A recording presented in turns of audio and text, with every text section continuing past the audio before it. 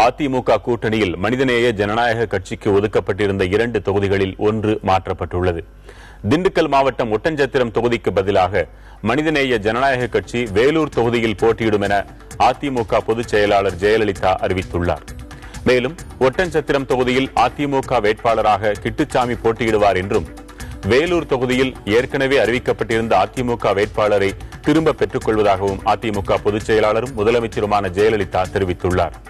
அதிமுக கூட்டணி தரப்பில் வேலூர் தொகுதியில் மனிதநேய ஜனநாயக கட்சியின் வேட்பாளர் ஹாரூன் ரஷீத் போட்டியிடுவார் என்று அறிவிக்கப்பட்டுள்ளது.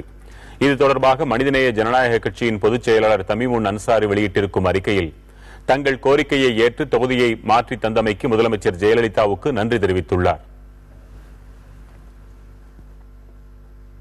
ஒட்டன்சத்திரத்திலே எமது கட்சிக்கான களம் பலகீனமாக இருப்பதை முதலமைச்சர் டாக்டர் அம்மா அவர்களுக்கு நாங்கள் கடிதம் மூலம் தெரிவித்திருந்தோம். வாய்ப்பு இருந்தால் எங்களுக்கு ஒட்டன்சத்திரம் தொகுதியை மாற்றிவிட்டு வேறு ஒரு தொகுதியை தருமாறு நாங்கள் அந்த கடிதத்திலே குறிப்பிட்டிருந்தோம்.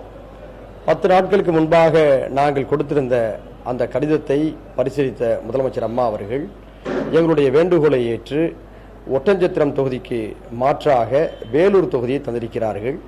எங்களுக்கு மிகுந்த மனநிறைவை தருகிறது.